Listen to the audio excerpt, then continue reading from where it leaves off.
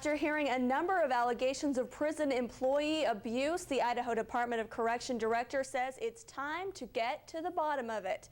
Good evening, I'm Brooke Hale. The department is working with an outside contractor traveling to all 8 state prisons to find out if the allegations of retaliation by former employees are true. Kirsten Thronson sat down with one former correctional officer and joins us now with more. Well, Brooke, IDOC won't comment about specific allegations. Allegations that, according to the female guard I spoke with, said led to numerous mental and emotional health problems. Now she wants other prison employees to know they might not be alone. Allegations of sexual harassment and retaliation surround the Idaho Department of Correction. Both Stacy Cooper says she and a handful of other correctional officers experienced firsthand. She'd get called an inmate lover. There would be jokes about how her butt moved when she walked, the makeup she wore, how her hair was worn, things along those lines. Cooper worked in the Idaho Maximum Security Institution for 2 years. By the summer of 2003, she said things got so bad in her unit, she and another guard complained to their supervisor. That's when things started changing. Starting the day after I filed that report, I was constantly being ordered to do things that were unsafe and against policy, or I was being verbally reprimanded for things that weren't even true in most cases. My evaluations were horrible after that. And Cooper isn't the only one alleging abuse. Since Vaughn Killeen took over as director several weeks ago, he has heard enough complaints to warrant some concern when it comes to prison employees. Director Killeen has made it very clear that he will not tolerate any employee wrongdoing of employees who engage in retaliation. Idaho's 8 state prisons are being audited, a process that involves interviewing and questioning line staff and supervisors about how things are done. The goal is to make IDOC a better organization and place to work. The best thing to happen would be a new administration who could change the culture in that prison. Something this former employee hopes will make a difference for future correctional employees. Now, Cooper did file a complaint with the Human Rights Commission in 2004. She just learned this past week they did not vote in her favor, but Cooper plans on filing a lawsuit, and she knows 2 other women working with her lawyer over similar allegations. Brooke. All right, thanks, Kirsten. Well, Boise police are breathing a little easier tonight after a busy afternoon for bank robberies. In a span of 3 hours, Boise police responded to 2 bank robberies and 1 foiled. Police say they received a tip before the last robbery and arrested 40-year-old Teresa Germain at the Wells Fargo off of Apple and Boise Avenue. 49-year-old Alan Lee Brandt has been arrested on 2 counts of robbery, one for the Key Bank on Broadway and the other for the First Bank at 14th and Idaho. And we found that Friday is a big day for bank robbery, so we have extra officers out patrolling the streets in uniform capacity and a plainclothes capacity, watching many banks around the city of Boise, and we have over 50 banks just in our jurisdiction alone. Boise police do not believe there is any connection between the 2 suspects. They will continue to investigate to see if either of them is involved in any previous robberies around the valley.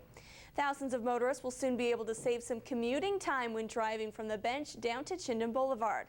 The Ada County Highway District announced an agreement with Settlers Irrigation District, which will allow them to complete the Maple Grove extension, providing a new road for motorists. Completion of the bridge project stalled after the canal company voiced concerns over the flow of stormwater runoff from the road into the canal. What we've done is we've worked an arrangement out where we've separated the 2 issues and where we can build the bridge, but what we still will be doing is working on the settlement of the discharge of the runoff waters.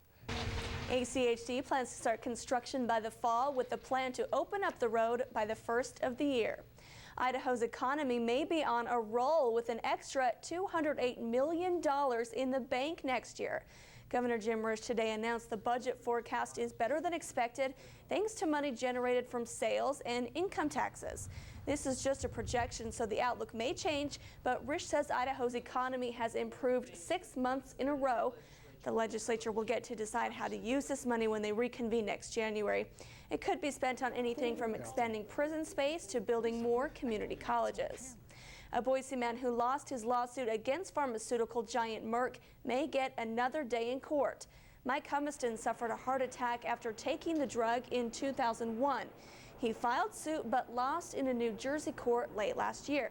Yesterday, a Superior Court ruling overturned Merck's November victory, saying new evidence has been uncovered showing the drug maker withheld information showing heart attacks are possible for people taking Vioxx for 18 months. An early morning truck accident ties up traffic on the interstate. Idaho State Police say the driver of the 52-foot double trailer lost control of her rig traveling west on the interstate near Sand Hollow. Her truck careened 75 feet off the highway. It was closed for a time because she was hauling a variety of chemicals that included corrosives. ISP says luckily there was not a significant spill. 2 more Idahoans die as a result of contracting West Nile virus. Both were men in their 70s. They mark the 6 deaths attributed to the disease. This as Ada County officials demonstrate how their aerial spraying operations will be. Art Swift has the story. All right, this is the one of the aircraft that we'll be using Monday and Tuesday night to do the application. This is the latest weapon in the war against the pest behind West Nile virus. After scores of illnesses, the deaths of numerous birds, horses, and even several people, Ada County commissioners say it's time to get serious in the fight against West Nile virus. If the spray is doing what it's supposed to do, then the spray will not ever reach the ground. It will just, it's an aerosol cloud that just hangs above the ground, and the wind kind of carries it through the foliage and where the mosquitoes and all are hiding. Today, the company that will be doing the spraying in Ada County tested the plane using water, not chemicals. The pilot took pains to say that the spray is safe and will land where it's supposed to. Even though officials say that spraying won't harm anyone or anything, they aren't going to be spraying at Eagle Island State Park at the fish hatchery or here at the zoo. 60 to 70 gallons of spray will be aboard these planes, hitting 30,000 acres during the 4-hour trip. Officials are aware people may be concerned about the spraying of a pesticide, but are insistent it's safe and residents have nothing to fear. If you want to take one little packet of sugar that you get in the restaurant or any place like that, you would have to scatter that over 18,540 bowls of cereal. One little package, that's the amount of chemical that we're actually putting out. Bennett says after the sprays settle in 2 to 3 weeks, people should see a dramatic reduction in West Nile virus cases. So why wasn't this done sooner? It just wasn't the time yet. We didn't have the mosquito counts yet. We didn't have the cases coming. And we have to wait until things actually happen. Now that spraying is becoming popular and authorities are getting involved, the city of Nampa is petitioning to become part of the Canyon County Mosquito Abatement District. A public hearing on the idea will be held Monday at 7:30 at the regular city council meeting. Idaho Senator Mike Crapo has introduced legislation in Congress that could protect more than 500,000 acres of wilderness in the Owyhee County and end years of bitter fighting over how to treat that land. A group made up of ranchers, county commissioners, recreational groups, environmentalists, and the Shoshone-Paiute tribes met at the governor's office with Senator Mike Crapo today. Their agreement proposes converting 200,000 acres of study area to multiple use, a recreation plan preserving space for Air Force training, guaranteeing economic viability for ranchers, and protections for the Shoshone-Paiute tribe's cultural heritage. And we hold this place sacred in our hearts, and it's very important to our spirituality and our religious well-being. We have a number of areas out there that at this point in time have not been protected the way they should be. And I believe through this process we're going to be able to finally do that. It's always hard to... Crapo introduced this legislation earlier this month and says he hopes to get it heard in the Energy and Resources Committee by next month before Congress goes to recess.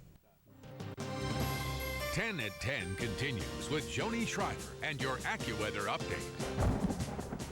Good evening. The weather we've been having has just been beautiful, and this evening it is currently 78 degrees in the Treasure Valley. You can see we do have some winds at about 5 miles per hour, and the pressure is rising at 30.08. Also, our high temperatures today cooled off a little bit. They warmed up a little bit, but it has been cooler still than we have been seeing. Today's high temperature, 85 degrees, made it up to 88 in Mountain Home, 86 for Ontario, and the 70s in the mountain locations. Those were the locations that saw the biggest boost for their high temperature, 81 the high for Twin Falls. However, we do have a warming trend on the way. Temperatures are going to get up close to the triple digits once again by midweek. I'll give you the full details on that coming up later on. And now, your 10 at 10 Sports Update with Andrew Martin. Less than 2 weeks until the start of the college football season. Can you believe it's here already? But Broncos Stadium was busy tonight, the second of 3 scrimmages for the Boise State football team. And check out the crowd. The third one is closed to the public. Now, coming up later in sports, we'll have stats and more stuff from this game. But check out that grab. Nick Lomax to Iona Key. He's the only receiver over 100 yards in the game. That plus the Caldwell Night Rodeo coming up later in sports. That wraps up 10 minutes of news, sports, and weather. Coming up, new residents are beginning to fill BSU dorms.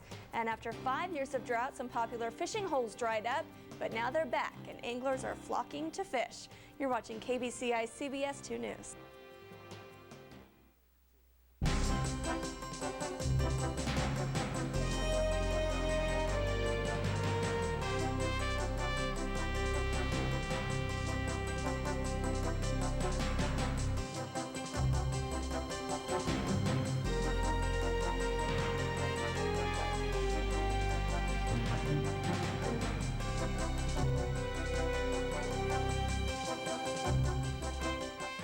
Invest wisely with Michael's Furniture Showplace, where custom ordering furniture is easy and affordable. Get ready. Accurate, objective, fair. You're watching KBCI CBS 2 News. It's that time of year again when Boise gets a slew of new residents, freshmen. The students are arriving at Boise State University this week, equipped with suitcases, packing boxes, and of course your old mom and dad to help with the move-in. More than 18,000 students attended BSU last year. More than 5,000 of those are freshmen. Fall classes begin Monday, August 21st. Entire lakes full of fish died after years of drought drained several Treasure Valley reservoirs. Now Fish and Game hopes they can bring some of those fisheries back. Indian Creek Reservoir between Boise and Mountain Home is just one water hole that has been dry for the last few years. Over the last 6 to 7 years, we've had some problems with these waters going totally dry or near so, and the fish populations in them totally died off. After this year's above-average moisture, Fish and Game stocked bass and bluegill in Indian Creek, Black Creek, and Mountain Home reservoirs. Indian Creek is the only reservoir that isn't used for irrigation, and biologists are hopeful it will create a great fishery filled with large fish by 2008. Accurate, objective, fair. And now, Joni Schreiber with your AccuWeather forecast. Good evening. Has it been dry enough for you lately? In fact, in August, we have seen no significant rainfall, just 0.02 inches total, which is about 1/10 of an inch below normal for this time of year. So usually in August, we get about 0.13 inches by this time, and we've only seen 0.02. So our dry weather will continue into the next couple of days. And in fact, all week, we're not looking at any chance of rain showers, and temperatures are going to heat up as well, which of course will dry out the vegetation even more. Right now, we're at 78 degrees in the Treasure Valley. We have had a cool down, and it did warm up today, but still 78 in the Treasure Valley, 61 in McCall, 69 in Burns, 66 for Baker City, and 60 in Twin Falls. Now we are going to see warmer temperatures heading eastward and inland. As you can see right now in Seattle, it's still 75 degrees. It's 82 in Portland, and same thing in Eugene. That is a warmer air mass that's on its way to the east, and we're going to start to see high pressure creeping eastward as well, which is going to cause our afternoon highs to bump up by tomorrow about 10 degrees, and then after that a couple of degrees each day through Tuesday,